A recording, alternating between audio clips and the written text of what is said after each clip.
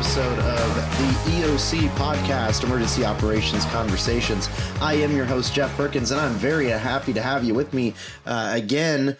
It's been a long time, folks. It's been quite a while since I've been able to get behind the mic and actually, do an episode here. The last episode that we did was the Los Angeles fires and kind of a comprehensive overview of that. And then something happened after that point. And since that time, man, I tell you what, federal resources have been strapped. There has been some craziness going on. Now, again, just like the episode about the Los Angeles fires, I'm not going to get political here. I really do not have an interest in engaging in political conversation back and forth. I'm just going to look at the facts. And, I will say that it has been a very rocky road these last couple of months. And, I thought, hey, once the dust settles, let me go ahead and get back on and I'll do an episode at that time. But unfortunately, the dust continues to be kicked up. It is one thing after another. It seems like nothing is going to stay the same. There is monumental change happening everywhere, and no one is experiencing this more, I think. Now, again, I only have one scope that I see this through, but man, FEMA is under some intense scrutiny.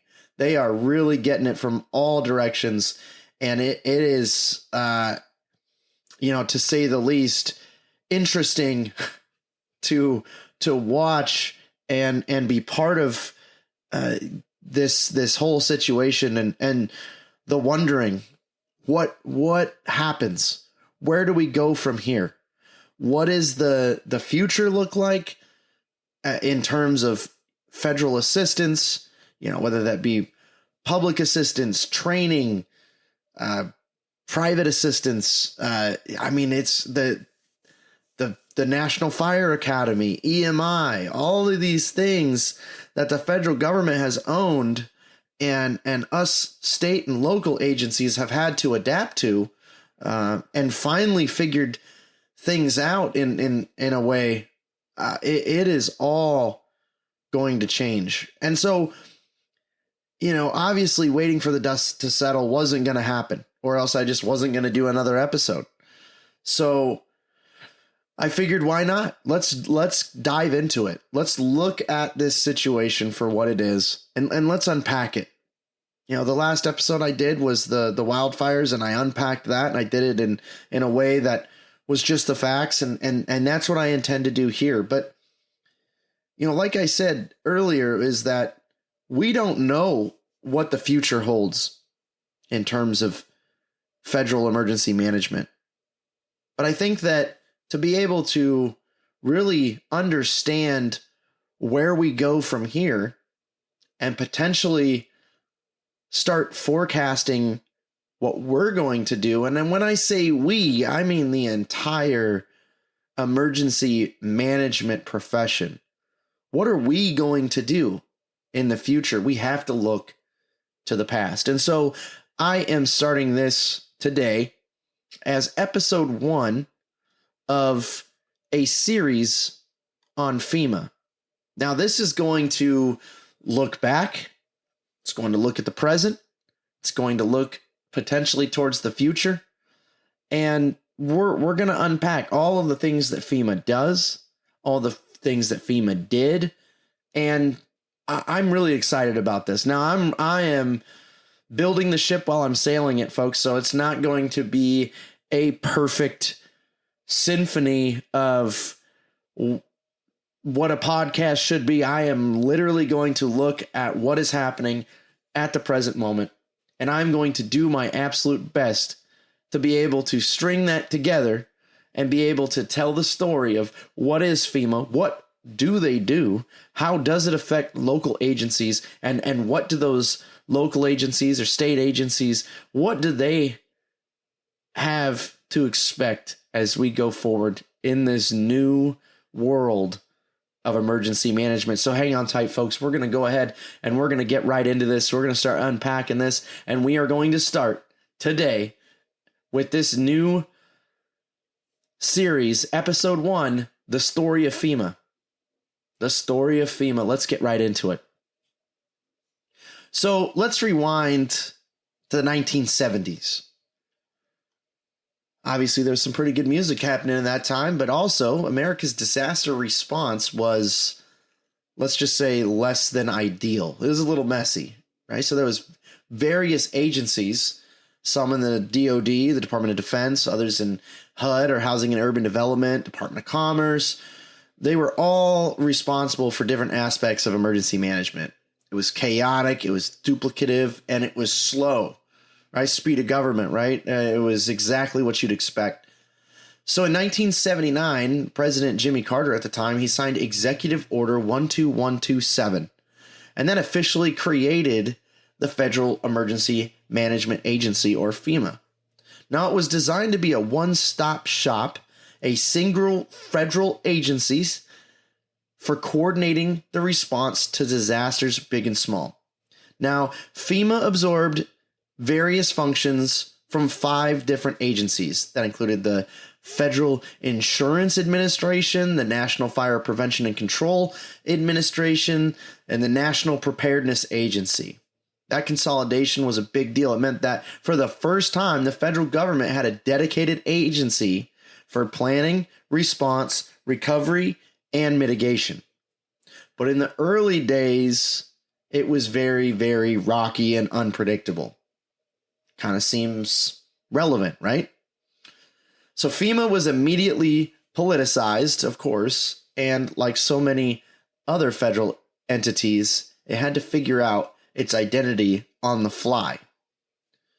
So it's easy to forget, but FEMA wasn't originally created for like natural disasters, the things that we think about FEMA now, hurricanes, wildfires, whatever. It was primarily focused on one thing. And that one thing seems a great deal different than what we deal with now, and that was the potential for nuclear war. So during the Cold War, FEMA's budget and planning prioritized continuity of government in the event of a nuclear attack on the United States. That meant stockpiling supplies, building bunkers, and creating secret evacuation plans for top government officials. And while that work had value, especially in the eyes of the national security leaders at the time, it came at the expense of real-world natural disaster preparedness. So during this era of FEMA, their response to floods, earthquakes, and all the other things that we think of FEMA now was often criticized by many as slow and ineffective. Internal management was described by some as bloated and overly focused on doomsday scenarios, disconnected from the needs of actual communities for emergencies that were actually happening. One example is the 1989 earthquake in California that took place during the World Series. FEMA was widely seen as sluggish in coordinating a federal response. Critics pointed to the agency's Cold War fixation as the reason they were unprepared for an actual real-life, real-time disaster. So now let's fast forward from that to 1992, and Hurricane Andrew comes in and just absolutely devastates South Florida, kills 65 people, leaving hundreds of thousands of people homeless. And FEMA's response, it was, in a word, a disaster. Their response was equally as disastrous as Hurricane Andrew itself. Federal officials were slow to arrive, relief supplies were misallocated, bureaucratic red tape held up recovery efforts for weeks. Imagine that. Public outrage followed, and rightfully so. But FEMA became a national punching bag at that time, and congressional hearings were held, and the media tore that agency completely apart. But here's the silver lining, right? It was a wake-up call. Obviously somebody did an AAR and identified that there needs to be some sort of action taken, right? We cannot continue to march forward with the way that we've been handling these things. So, FEMA at the time identified that they definitely need to wake up and adjust how they do things for emergencies that actually happen, and how do we help locals recover and respond to these emergencies. So in the aftermath of Hurricane Andrew, there was a bipartisan agreement that FEMA needed some serious reform. So President Clinton at the time appointed James Lee Witt as the FEMA director in 1993, the first director with actual emergency management experience. That appointment would change FEMA as we know it. So under James Lee Witt, FEMA transformed, and I do not say that lightly. It was an absolute transformative experience that they went through once Mr. Witt, or Director Witt, was put in charge.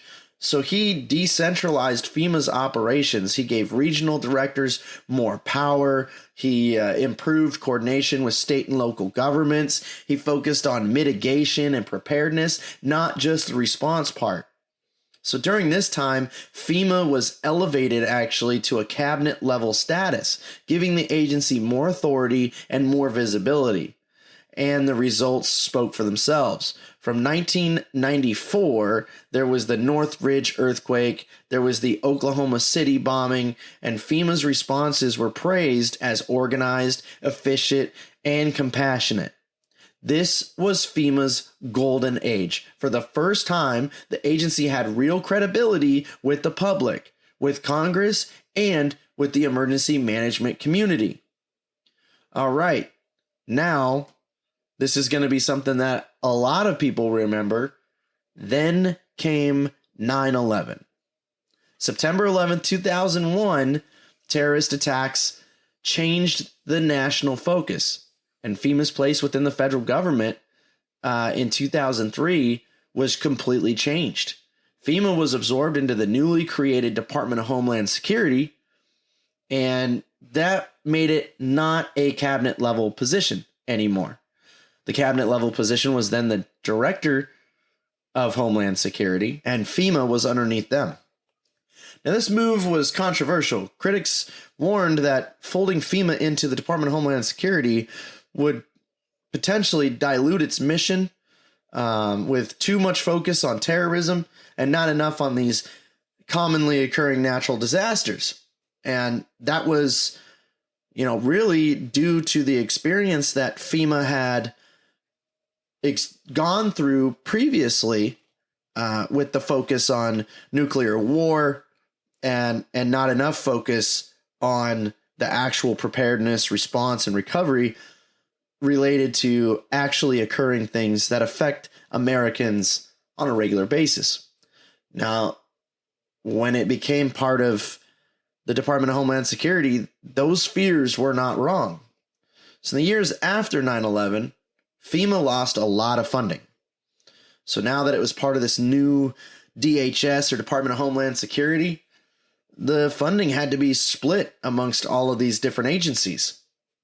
So FEMA really wasn't funded the way that it was, as it was a cabinet level position. They also lost the authority, and they lost a lot of momentum. Preparedness programs were defunded in favor of counterterrorism, and it was a pivot that had major consequences down the line. So here we go, fast forwarding again. Let's go forward a couple of years, and boom, 2005, Hurricane Katrina. This was FEMA's lowest point. Now, just saying the word Katrina to anyone that worked in emergency management at that time, man, they know what you're talking about. All you got to do is do a Google search of Kanye West and Hurricane Katrina, and you'll see some of the fallout that came from that storm. And that was a big one. That was a doozy. Now, in August 2005, that Hurricane Katrina, it made landfall in Louisiana and Mississippi, and the levees completely failed. Thousands were stranded, and it wasn't hard to find images of people trapped on rooftops, pleading for help, and it really shocked the world, not just the United States. Now, FEMA's response was, and this is being generous, an operational failure. And that's no secret. It is now, I got my bachelor's degree in emergency management, and the response of FEMA to Hurricane Katrina is a massive lesson that they teach on what not to do. So that speaks for itself. Now, during that storm, the leadership of FEMA was disorganized. Communication systems failed everywhere. Resources were misallocated. People died waiting for help that never came. Michael Brown, the FEMA administrator at that time, became infamous after President Bush praised him with the now infamous line, "Brownie, you're doing a heck of a job." The backlash was immediate. FEMA was investigated, then reformed, then ridiculed, reformed again, ridiculed more. Public confidence in the agency plummeted to almost non-existent. But again, just like after Hurricane Andrew, Katrina sparked reforms. It led to the Post-Katrina Emergency Management Reform Act of 2006, which gave FEMA more authority within the Department of Homeland Security and restored some of its preparedness functions. Now we go into the more modern era of FEMA's existence. So the post-Katrina FEMA obviously is very different than the pre and during Katrina existence. Had moments of redemption. So the agency's response to Hurricane Sandy in 2012 was actually widely praised by many. It was faster, it was more coordinated, it was better integrated with local and state agencies. And under the leadership of people like Craig Fugate, another experienced emergency manager, FEMA emphasized whole community preparedness, resilience, and the use of technology in disaster management. All right. So now we're fast forwarding again, and we're getting to a point where people are really going to start to remember what things were like. So now we go to the dreaded COVID-19 pandemic. And FEMA played a big part in that. They played a supporting role, helping to distribute personal protective equipment, or PPE. They deployed field hospitals, coordinated with state health departments. But the pandemic revealed cracks in the broader emergency management system. Supply chain issues, interagency miscommunication, and inconsistent federal guidance. The right hand wasn't talking to the left. And it also blurred the lines between public health, emergency management, which raised questions about how FEMA fits into a world increasingly shaped by long duration complex crisis. So after COVID-19, where do we go? So obviously FEMA's come a long way since its inception in 1979. It's had shining moments. It's had embarrassing failures. It's been a Cold War civil defense agency, a response agency, counterterrorism support agency, and a pandemic logistics agency. But through it all, one thing is clear. FEMA does matter. It is the last resort when local and state agencies have exhausted all of their resource. It's the last people that you call for help. Right? When you have nothing else, you got to have a backup. So in my line of work, we always talk about PACE planning. You have your primary, your alternate, your contingent, and your emergency. Now, a lot of the time that's about communications. When one line of communication fails, what's your alternate? What's your backup plan? What's your backup to the backup, and so on and so on. When it comes to emergency management as a whole, FEMA's the backup plan. FEMA's the E in the PACE plan. And when you've exhausted all of your resources, you need that E in the PACE plan. So, it's important. You got to have it. Now, I'm not going to sit here and defend FEMA and say that everything that they do is perfect and that there was no need for reform. No, I would never say that, because that's just not reality. There was absolutely a need for reform. There was absolutely room for improvement. Maybe it was a little bloated. And another thing that FEMA does is they provide training. They create curriculum. They design positions within the incident command system. And then they train people on those positions. And then those positions are staffed and carried out for local emergencies when they happen. Well, now, without that guidance, and you leave it up to the states to figure out their own way, there's going to be no central system that's relied on and used. The curriculum's going to be different. The credentialing is going to be different. So there is definitely some concern when it comes to the future of FEMA. Where do we go from here? Well, there's no clear blueprint. But what we do have is the past. And we can look at the past and we can learn from it. And we can say, how do we make the future better? Now, again, there's a lot of questions that have to be answered. The dust finally has to settle. We have to stop kicking up new dust to be able to move forward in a way that allows us as a nation and emergency management as a profession to chart our best course forward. And it's going to take the entire emergency management community working together to make that happen. Now, natural disasters are becoming more frequent. And again, I'm not going to get political on this, but they're also becoming more severe. And a federal role is extremely important as those continue to happen. Now, in future episodes of this series, I'm going to dig deeper. I'm going to dig deeper into how FEMA works or how it doesn't work in today's environment. We're going to talk about grant funding delays, staffing cuts, the temporary closure of the training academy, and the future of federal emergency management as a whole. But today, I wanted to set the stage. FEMA's story isn't just a history lesson.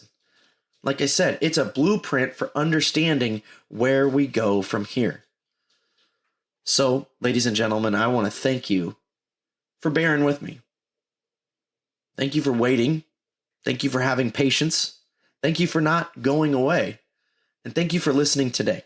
And I ask that you continue to listen. And I ask that you keep an open mind.